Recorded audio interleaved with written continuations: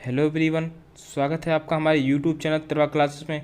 दोस्तों, आज इस वीडियो में लोग बात करने जा रहे हैं इंडियन ज्योग्राफी का जो हमारा दूसरा चैप्टर है भारत में कृषि, इसका ये छठवां सेट हम लोग डिस्कस करने जा रहे हैं। इससे पहले हम लोग इसके 5 सेट कर चुके हैं, जिसमें हम लोगों ने क्या किया था, एमसीक्यूज क्वेश्चन किए थे। सभी सेटों में आपके 20-20 एमसीक्यूज थे। वीडियो आपने यदि नहीं देखी है तो वीडियो जाकर देख लें।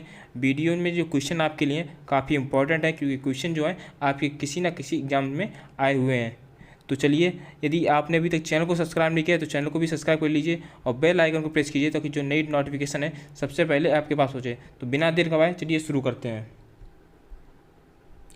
क्वेश्चन हमारा है, कैल्शियम से भरपूर मिट्टी का नाम क्या है? तो आपका ऑप्शन ए सही आंसर होगा, पेडोकॉल। कैल्शियम से भरपूर मिट्टी का नाम है पेडोकॉल। मिट्टी में कैल्शियम की मात्रा भरपूर होती है। ये मिट्टी कुछ इस प्रकार से दिखती है। पेडल फर की बात करते हैं तो जो पेडल फर है इसमें क्या होता है, एल्युमिनियम और होता है सबसे ज़्यादा, और हमारा होता है आयरन। एल्युमिनियम और आयरन की सर्वाधिक मात्रा होती है पेडल फर में। यदि हम लोग बात करते हैं पॉटजोल की, तो पॉटजोल एक कैसी मिट्टी है? तो ये एक पर्वतीय मिट्टी है और इसका कलर जो होता है, रंग होता है, ये भूरे रंग का कलर होता है। कुछ इस प्रकार से मिट्टी दिखती है। अगला क्वेश्चन देखें, चावल की खेती के लिए सबसे उपयुक्त मिट्टी कौन सी है? तो सबसे अधिक उपयोगी मिट्टी है वह एलुवियल सॉइल, कछार की मिट्टी सबसे ज़्यादा उपयोगी है। सी आपका जो है सही आंसर होगा। बात करते हैं कछार की मिट्टी के, तो इसका दूसरा नाम जो है वो है दोमट मिट्टी। इसके नाम से हम लोग जानते हैं, दोमट मिट्टी के नाम से इसे हम लोग जानते हैं, दोमट या जलोढ़ इसे कह सकते हैं। और इस मिट्टी की हम लोग बात करते हैं तो ये नदियों के द्वारा इसका निर्माण होता है और पूरे भारत में ये मिट्टी जो है 40% से अधिक पाई जाती है। 40% से भी अधिक ये मिट्टी पाई जाती है। तो ये आपके लिए काफ़ी इंपॉर्टेंट है। यदि हम लोग बात करते हैं चावल की खेती की, तो सबसे पहले जो चावल की खेती के लिए जो रिक्वायरमेंट होती है वो रिक्वायरमेंट होती है 22 से 32 डिग्री जो है टेम्परेचर चाहिए होगा चावल की खेती के लिए। इसके बाद हमको जो रेनफॉल है 150 से 300 सेंटीमीटर तक हमको रेनफॉल चाहिए, बारिश चाहिए। ह्यूमिडिटी भी चाहिए होती है एलिवेल फाइल जो है हमारी चावल की खेती के लिए। बात करते हैं चावल की, तो चावल सबसे ज़्यादा कहाँ उगाया जाता है? वेस्ट बंगाल में, पंजाब में, उत्तर प्रदेश में और आंध्र प्रदेश में हमारा उगाया जाता है। चलिए अब अगला क्वेश्चन देखें हम लोग, लेकिन उससे पहले यदि हम लोग बात करते हैं जलोढ़ मिट्टी की, तो जलोढ़ मिट्टी कौन कौन सी है? जो आपकी ब्लू कलर में दिख रही है ये आपकी सारी जो है ये जलोढ़ मिट्टी है। इसका निर्माण है नदियों के द्वारा होता है। आगे क्वेश्चन, निम्नलिखित में से किस राज्य में कृषि 60% से भी कम है? तो 60% जो कम है खेती है वहाँ पे बिहार में। डी आपका जो सही आंसर होगा। मोस्ट इंपॉर्टेंट क्वेश्चन है, क्योंकि ये जो बीपीएससी में ये क्वेश्चन आ चुका है, बिहार पीएससी में ये क्वेश्चन आ चुका है, तो इस आपके लिए काफ़ी इंपॉर्टेंट है। अगला क्वेश्चन, भारत का सुनहरा फाइबर है? तो सुनहरा फाइबर है ऑप्शन सी जूट। जूट आपका जो सुनहरा फाइबर के नाम से जाना जाता है, गोल्डन फाइबर। और जो जूट था हमारा है, इसके लिए एक रेवोल्यूशन चलाया गया था जब इसकी पैदावार बढ़ाने के लिए, तो इसको कहते हैं गोल्डन फाइबर रेवोल्यूशन। हरित क्रांति जो क्रांति हुई थी, गोल्डन फाइबर रेवोल्यूशन हुआ था, ये जूट के लिए हुआ था। एक क्रांति और है, इसे कहते हैं गोल्डन रेवोल्यूशन। ठीक है, गोल्डन रेवोल्यूशन ये किसके लिए हुआ था? ये हुआ था हॉर्टिकल्चर के लिए, बागवानी के लिए हुआ था। तो आप इसमें कंफ्यूज ना हो कि गोल्डन फाइबर रेवोल्यूशन और गोल्डन रेवोल्यूशन, इनमें आप कंफ्यूज ना हो। चलिए अगला क्वेश्चन देखें, तमिलनाडु देश में मेल निर्मित सूती धागे का एक प्रमुख उत्पादक है, क्या कारण हो सकता है? तो आपको बताना है, जो हमारा तमिलनाडु राज्य है इसमें यहाँ पे सूती धागे का जो उत्पादन प्रमुख सबसे ज़्यादा किया जाता है, ऐसा क्या कारण हो सकता है? तो राज्य में प्रमुख मात्रा में मिट्टी, काली कपास मिट्टी का होना। तो देखिए ये आपका गलत है, क्योंकि जो काली कपास मिट्टी है ये दक्कन के पठार में पाई जाती है, और जो आपका तमिलनाडु है यह दक्कन के पठार में नहीं आता है। आगे बात करते हैं, rich pool and skilled labour is available. तो स्किल्ड लेबर अवेलेबल है, तो ये आपका जो है सही आंसर होगा। ओनली 2 आपका सही आंसर होगा, बी आपका जो है सही आंसर होगा। आगे क्वेश्चन, भारतीय मिट्टी के लिए आदर्श एनपीके अनुपात है? एनपीके मतलब क्या है? नाइट्रोजन, पोटेशियम और फास्फोरस। तो सही आंसर हमारा क्या होगा? बी आपका सही आंसर होगा, 4:2:1, ये आपका सही आंसर होगा। इसे हम लोग एक आइडियल फॉर्म कहते हैं भारतीय मिट्टी के लिए। अगला क्वेश्चन, किस कीट को किसान का शत्रु नंबर 1 के रूप में जाना जाता है? तो सबसे सही आंसर क्या होगा? सी एफिडस को जाना जाता है, और ये हमारा एफिडस है।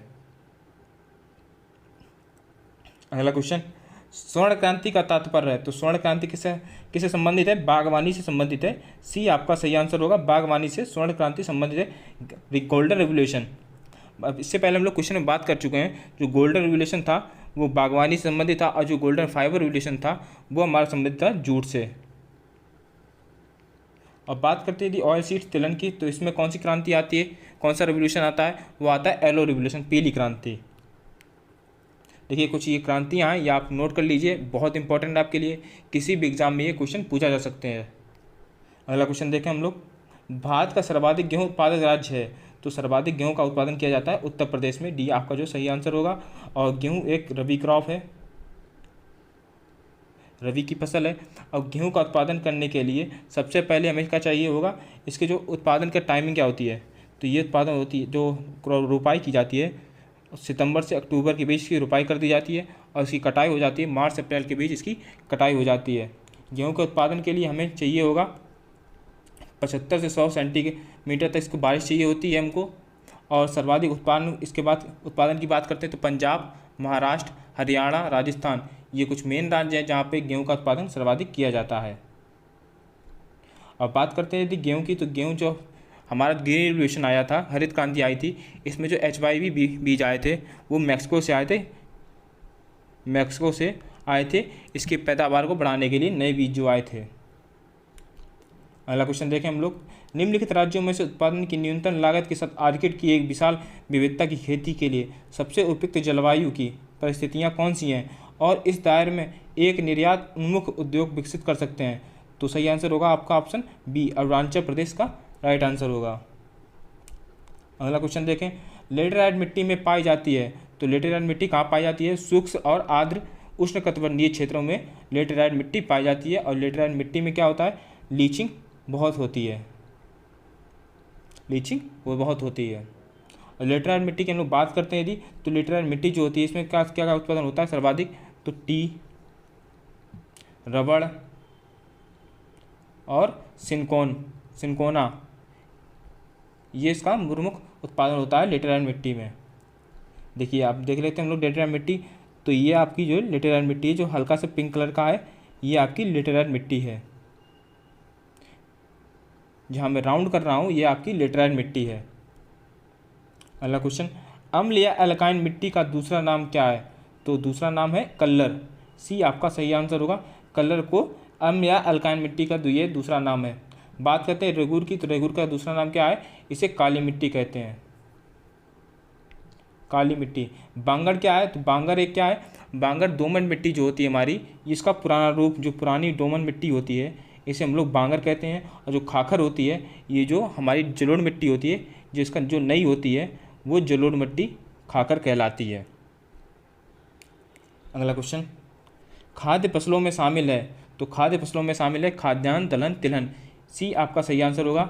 देखिए कपास को हम खा नहीं सकते हैं, अलसी अरंडी को हम लोग खा नहीं सकते हैं, और जिसमें कपास है इसको हम लोग नहीं खा सकते हैं, जूट को भी नहीं खा सकते हैं, तो इसलिए आपका जो है सी आपका जो आंसर सही होगा।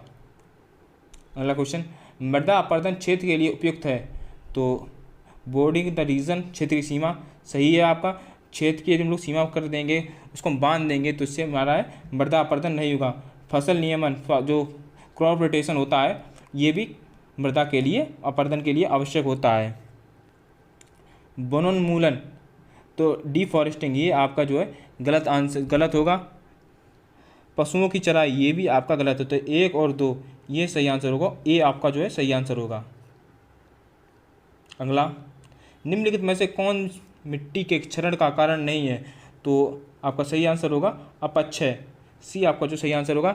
बल्कि जो अपक्षय करता है ये मिट्टी नया लाएगी, ये मिट्टी लाती है। जल निकासी, ड्रेनेज, वनों की कटाई और चराई, ये तीनों जो है मिट्टी का क्षरण करती हैं। अगला क्वेश्चन, भारत में से किस समूह में व्यावसायिक पैमाने पर रबड़ उगाया जाता है? तो केरल, तमिलनाडु, कर्नाटक में व्यावसायिक रूप से जो है रबड़ उगाया जाता है, और केरल जो है 90% रबड़ का उत्पादन करता है। और पूरे विश्व की यदि हम लोग बात करते हैं रबड़ की, तो थाईलैंड जो है, थाईलैंड ये पूरे विश्व में सर्वाधिक उत्पादन करता है रबड़ का। अगले क्वेश्चन देखते हैं हम लोग अब, निम्नलिखित में से कौन भारत में रबी फसल नहीं है? तो जूट, ये एक रबी फसल नहीं है। गेहूँ, जौ, सोया, सरसों ये तीनों रबी की फसलें हैं, लेकिन जो हमारी जूट है ये खरीफ रबी की फसल नहीं है, ये खरीफ की फसल है। तो डी आपका जो सही आंसर होगा। अगला क्वेश्चन, विश्व में दूध उत्पादन में भारत का रैंक क्या है? तो भारत का रैंक है प्रथम। डी आपका जो सही आंसर होगा। और दूध उत्पादन के लिए एक रिवोल्यूशन आया था, इसे कहते हैं हम लोग वाइट रिवोल्यूशन, सफ़ेद क्रांति इसे कहते हैं। और सफ़ेद क्रांति के अंतर्गत आपका चलाया गया था ऑपरेशन फ्लड चलाया गया था। और श्वेत क्रांति के जनक कौन थे? तो जनक थे डॉक्टर वर्गीस कुरियन। बात करते हैं यदि दूध उत्पादन के सबसे मामले में दूध उत्पादन के मामले में, तो सबसे नंबर 1 पे है भारत, दूसरे पे यूनाइटेड स्टेट अमेरिका हमारा है, तीसरे पे पाकिस्तान, फिर चाइना, ब्राज़ील, जर्मनी, रसिया, फ्रांस, तुर्की, ये आपके प्रमुख दूध उत्पादक देश हैं। अगला क्वेश्चन, HYB को भारत में भी कहा जाता है, तो कहा जाता है न्यू एग्रीकल्चर पॉलिसी, नई कृषि नीति भी कहा जाता है। डी आपका जो सही आंसर होगा। HYB यानी हाई यील्ड वैरायटी सीड्स कहा जाता है। और ये कब आए थे? तो ये आए थे आपके जब आपकी हरित क्रांति आई थी 1966 से 67 के बीच, जब आपकी हरित क्रांति आई थी तब ये बीज आए थे। इसमें क्या हुआ था, जो राइस के जो बीज आए थे वो फिलीपींस से आए थे, और जो व्हीट के हमारे बीज हैं ये मैक्सिको से आए थे।